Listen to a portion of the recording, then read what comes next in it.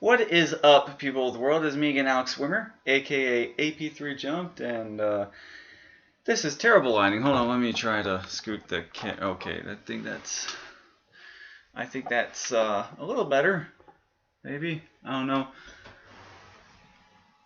This don't worry, guys. This will be one of the last videos I use my webcam to record with. So the webcam from my laptop. So because from now on, I am actually going to be using this camera to record, like most of my videos now, whenever I have it in my possession, because my friend Tyler and I share this camera now, as well as the tripod. So there you go.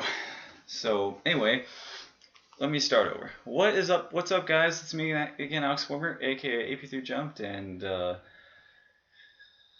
yeah, this is a very delayed video. But anyway, nevertheless, welcome to another episode review for My Little Pony Friendship is Magic. Today I'm reviewing the episode entitled A Horse Shoein'. Yeah.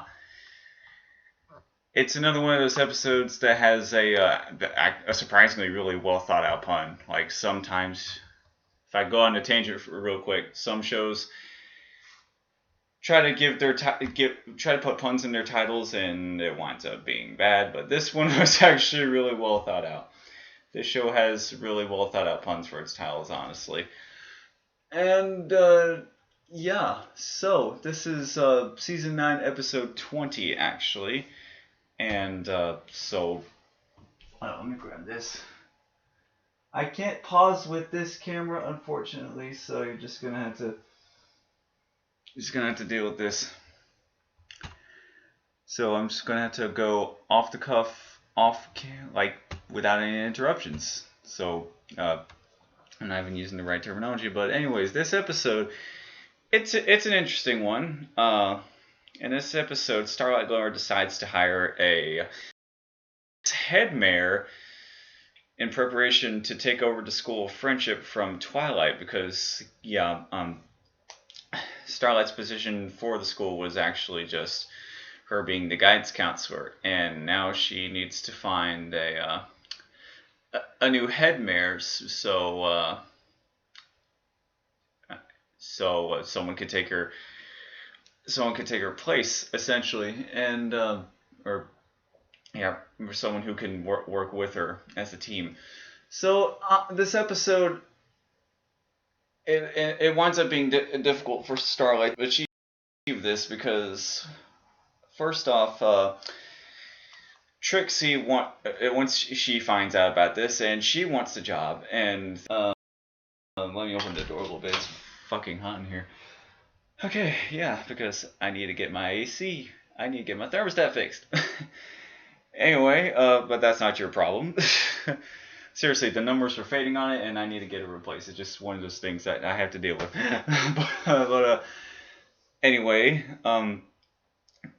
Starlight, Trixie thinks that since she's Starlight's friend, that she's automatically going to get the job. But Starlight, she has to go through all these protocols in order to.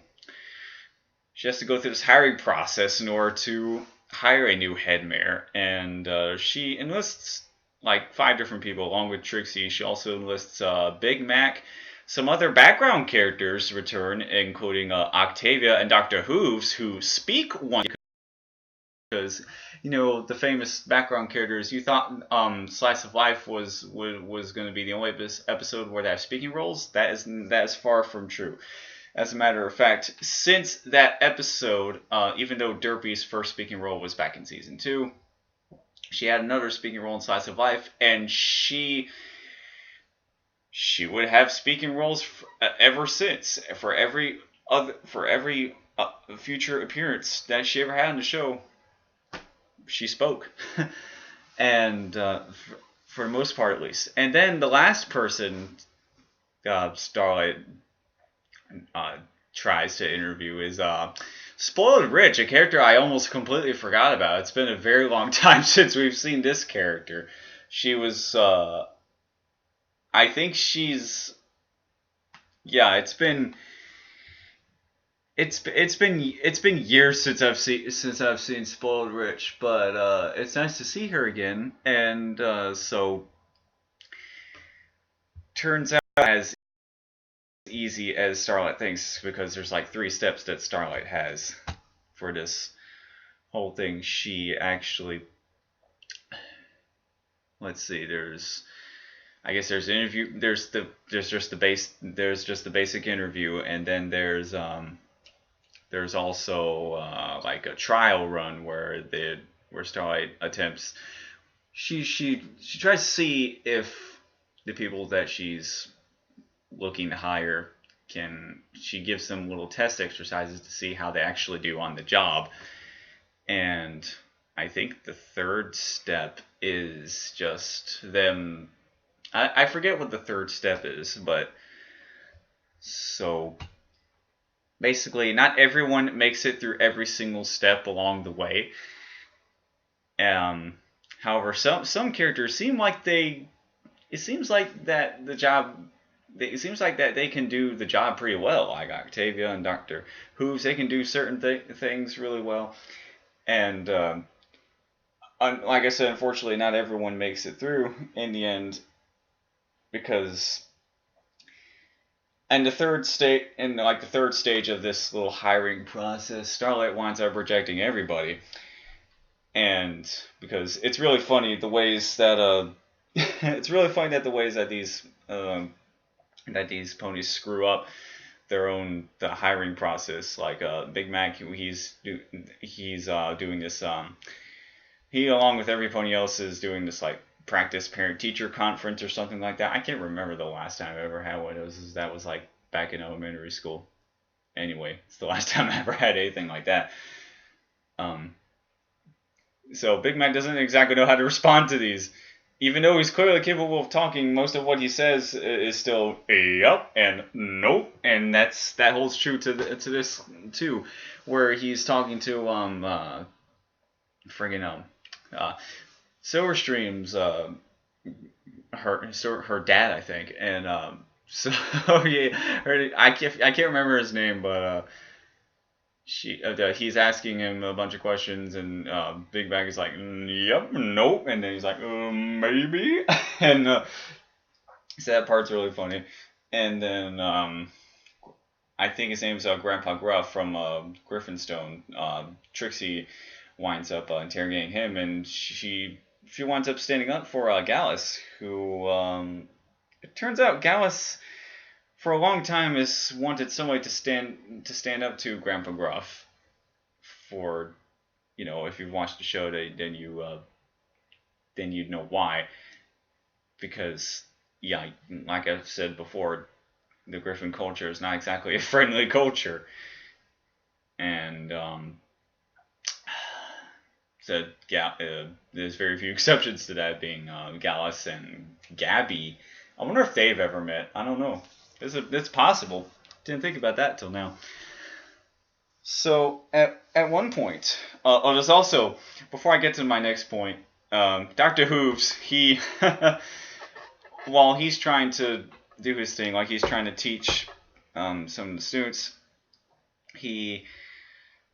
because the next stage, I think the last stage is like uh, the participants giving the students like a field trip or whatever. So Dr. Who's decides it'd be good if he could try to initiate time travel as a field trip. It's just really funny, and obviously it backfires because yeah, time travel exists in this show, but Doctor Hooves doesn't seem to be capable of it. I have a shirt with him and Derpy, by the way. um, here it is. Here it is. It's fucking wrinkled, Jesus, because I've had it folded. But yeah, this was the first My Little Pony shirt I ever got, by the way, way back in 2013 when I went to see the first Equestria Girls film with a bunch of friends. Anyway, so that was funny. And then next, Trixie tries to initiate a field trip by pulling a wayside school and taking the field trip to the students rather than students going on the field trip to the location. That's what that scene reminded me of, because what Trixie did, she like teleported like what was it, a part of Bubble Gloop Swamp uh, to the classroom, and then that backfires, and then everything goes haywire because there's this hive of zap bees or something, and there's basically like these electric bees is what they are. I forgot about these, honestly, and so yeah, it backfires. The classroom gets destroyed. Damn near everyone gets, almost everyone, people almost get zapped, and Trixie, she screws up. Starlight has to come in and undo all of Trixie's damage, and then Starlight yells at Trixie, and so later on, excuse me. I wish I could have paused this, but whatever. So later on, Starlight apologizes to Trixie for being a bit of a d-bag, and so it was at that point she kindly explained to her that this new job, being vice head mayor, isn't exactly a job for Trixie. And this is very relevant to the real world, where, I mean, I don't relate to this in a work environment. But I do relate to this in other ways, where I'm in Trixie's situation, and I want to participate in something, whether it be a job or a group activity or anything, like UWA, for instance. When it comes to me and being part of Tower's wrestling series, which is what UWA is, there was a certain role I wanted to be. Like, I considered being a damn contender in UWA. I even did some practice training with him and Michael a couple years back to see if I could actually do it. Turns out that it wasn't a job for me, and being cameraman was what was the perfect job for me, because when it comes to this example and Trixie's situation, and in the real world, when you're trying to aspire to do something, like when you're trying to apply for a job or apply for an occupation, let's be more specific, and you really want to do that occupation in your job or group activity or whatever, but turns out what you really want to do is not a job meant for you. Sometimes you just have to find, in those instances, you have to figure out what other occupation for the job is best for you. And I did. And Trixie did too, in the end. Because Starlight ultimately decided that, well, once Starlight becomes the new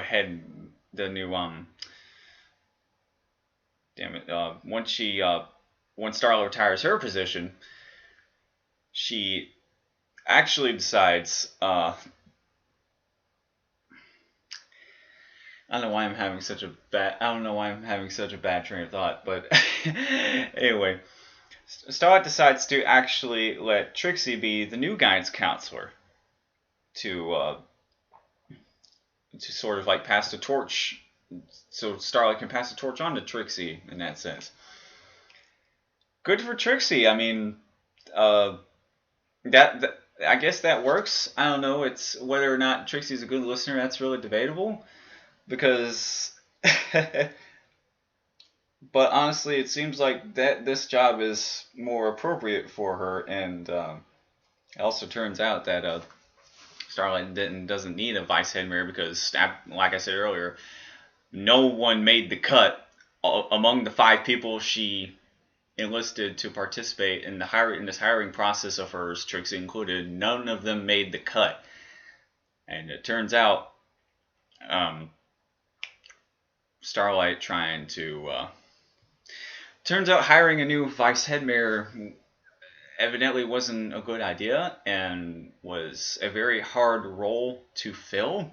In other words, not everyone can do it. Almost no pony can do it, as it turns out. So Starlight decides to just scrap that whole thing, I think, and yes, that. Oh, I'm I'm actually wrong about that. Hold on. See, this is why I go into Wiki sometimes. Even for My Little Pony, I don't do it as often as Loud House, but I go into Wiki sometimes to refresh my memory. If I turns out that's not how the episode ends quite yet. Starlight actually enlists the help of her old friend Sunburst to actually fill the role as vice head mayor. So there you go. All's well that ends well. I almost forgot to talk about that. I literally forgot to talk about that. Depending on the person, you either saw this coming a mile away or you didn't see it coming. Like me, I didn't see that coming. The ending where Sunburst winds up being head mayor. So yeah, all's well that ends well. So this. All in all, this episode was really good. It was what is going on with my hair tonight? Jesus, this is what happens when you don't use gel anymore. Anyway, I'm done. Hopefully, I'm done bitching about my hair for the time being. So this may very well be the very last episode that focuses on Starlight. And specifically, and Trixie to a lesser extent, Starlight and Trixie, because they developed a friendship a couple seasons back in like season 6 or 7. I don't know. Seasons 6 and 7 are a little bit of a blur to me sometimes. Like I don't know. They feel a little too similar sometimes, I guess. But so yeah, I liked the episode. It was good. Parts of it were really funny, and there was good tension in it, honestly. And because oftentimes characters always get right up in each other's faces. Yeah, like literally noses touching, and yeah. So I don't know what else to say about that. So I think I'm done. Let's see. This is episode 20, meaning we have 6 freaking episodes left. We only have 6 episodes left, and but let me count the waves. 1,000, 2 1,000, 3 1,000. Wait, fuck. No, I did it wrong. Okay, tomorrow's the 21st. 1,000, 2 1,000, 3 1,000, 4, 5, 6 1,000, because the final, I guess. I haven't actually talked about this yet, but the final episodes of the series, the season finale is actually going to be a 3-parter instead of a 2-parter, because most season premieres and finales are always in 2 parts. This is the first time in the series that a finale or any episodes are going to be a 3-parter, and that's all happening on I think it's still on Saturday, October 12th. Yeah, and this time, according to Dr. Wolf, I got all this information from him, by the way. He said that it's premiering on prime time. I think roughly around like 7, 6 Central or something time of day. But the day before that, on October 11th, they're having a little behind-the-scenes hour-long special talking about the behind-the-scenes stuff for the entirety of Friendship is Magic. And that is coming on like 5, 4 Central. I don't know. Again, I know the days of the month that they're coming out, but I don't know the exact times of day. So, yeah, we got like 5. Let's see, 1, 2, 3. Let's see, 1. Jesus Christ, we only have like 3 weeks. 3 weeks. 3 weeks of this show, and that's it. Once that's done, then this Friendship is Magic is done and over with. So yeah, I'm sorry that this video was a little too long and it was a little too late. But and also the fact that this camera isn't mirrored makes my head hurt. I'm like a Muppeteer because Muppeteers have to use cameras that aren't mirrored. Yeah, it's a pain. Being a Muppeteer is a pain in the ass. Trust me, I know. I've seen all those behind the scenes videos. Anyways, if you like this video, then don't forget to subscribe. Be sure to like the video if you liked it, and ring the bell to be notified of future videos I make. Stay tuned for tomorrow's episode review. That'll be season 9, episode 21. We're on the home stretch, people. Like, wow. Unfreaking believable. So, yeah. It's going to be a very bittersweet event. However, I cannot wait. Yeah. It's going to be amazing. Let me tell you something. It has been very hard to avoid spoilers. Mostly on YouTube because thumbnails for the finale have popped up on YouTube. I'm like, no, I don't want to look at that. I don't want to look at that. So I've almost seen some stuff, but I still don't know everything. I still don't know 100% exactly what's going to happen for the series finale. So I highly advise you, if you want, because even this season, even the final episodes of this show got leaked. It's not just Super Smash Bros. that you have to worry about leaks and spoilers for, as it turns out. Because I'm more susceptible to My Little Pony spoilers than Smash Bros. Spoilers. At least people surprisingly are nice enough to keep Smash Bros. Spoilers a secret. When it comes to My Little Pony, no one gives a shit apparently. To the people who have leaked the episodes. It's been very hard to avoid that shit, mainly on YouTube, like I said. Other social media sites, I don't have to worry about it. But with YouTube, I have to be super careful still. But other than that, I highly advise you guys to be careful too. So yeah. Once again, I'm Alex Swimmer, aka AP3Jump. Thank you so much for watching until the end. That's it for me, and I'll see you soon. Goodbye. Sorry, all these damn videos are so disjointed a lot of the time, but also this video is way too long. So yeah, I'll catch you guys next time.